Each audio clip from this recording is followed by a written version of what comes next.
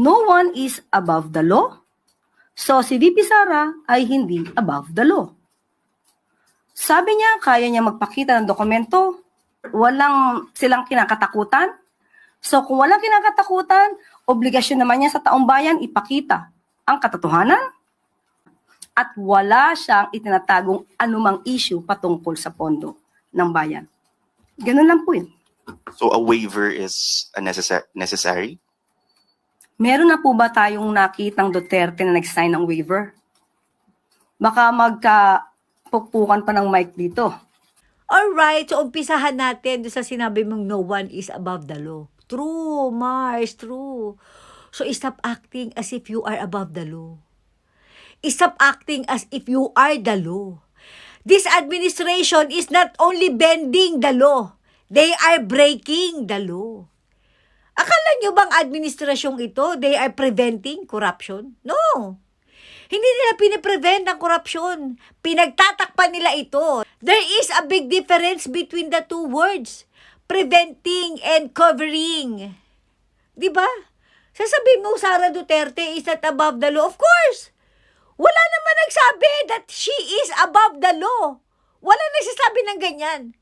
No one is above the law, pero merong karapatan si Sara Duterte sa mga proseso na dapat pagdaanan ng batas. Ay gulay, ang kapal ng mukha mo, Mare, para mag-issue ng statement tungkol sa maanumalyang paggamit ng pondo. Sino nga ba talaga ang questionable pagdating sa paggamit ng pondo? Baka akala mo effective yung ginagawa niyong pagtatakip para makalimutan ng taong bayan yung 2025 GAA na sa kabila ng maraming blanco, pinirmahan pa rin ito ng bangag na Pangulo. Remember, nung humingi si Bangag ng parang 10 days extension dahil pag-iisipan niya daw munang mabuti kung pipirmahan ang 2025 most corrupt budget sa history ng Pilipinas. Kasi nga, hindi na talaga makilala yung budget sa laki ng insertions.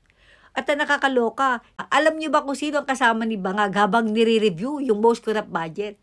Si Bunoan lang naman at saka si Pangandaman, yung dalawang tao na napakalaki ng involvement sa flood control corruption.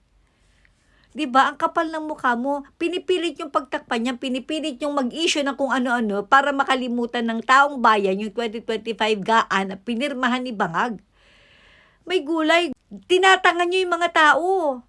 Binubobo niyo yung mga Pilipino. Wag ganun, Mars. Putang ina mo, pagbaba sa pwesto ni Bangag, tingnan mo kung saan kaaabutin. Sa Canada nga lang Hindi ka umubre, di lalo na sa Pilipinas. Tapos, yung sasabihin mo na magpakita ng dokumento si Sara Duterte kung wala talaga siya kinatatakutan. Bakit si Bangag? Kung wala rin siya kinatatakutan, bakit hindi siya magpa-hair follicle test? Bakit si Bangag? Bakit ang administrasyong ito, yung mga alagang buhayan ni Bangag, kung wala rin silang kinatatakutan, bakit hindi nila imbestigahan at ipakita sa taong bayan yung paggamit din niya ng confidential funds?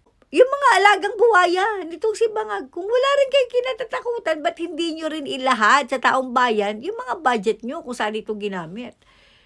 Magwa-waiver din kayo kung wala kayong kinatatakutan? Wala kung di ka ba naman talaga balahurang abugaga ka. Para isali mo na naman si PRRD doon sa waiver niyan. Baka magkapukpukan ng mic. My gosh. Wala talagang kakwenta-kwenteng argumento mo. Alam mo yung pangbobo, yung halatang may mga pinagtatakpan kaya dinadaan mo sa mga ganyang bulok na style mo. Ilang taon na lang, 2028 na, Mare. Again, sabi ko naman sa'yo, wag mo masyadong galingan, wag mo masyadong itodo. Dahil pagbaba sa pwesto ng Pangulong Bangag, yari ka. Yari ka sa mga Pilipino. Putang na, sa Canada nga hindi ka nakaporme. Di lalo na sa Pilipinas. Putang ina ka. Prove your allegations with evidence. You cannot just make accusations without proof. This is a serious matter. Present your evidence now.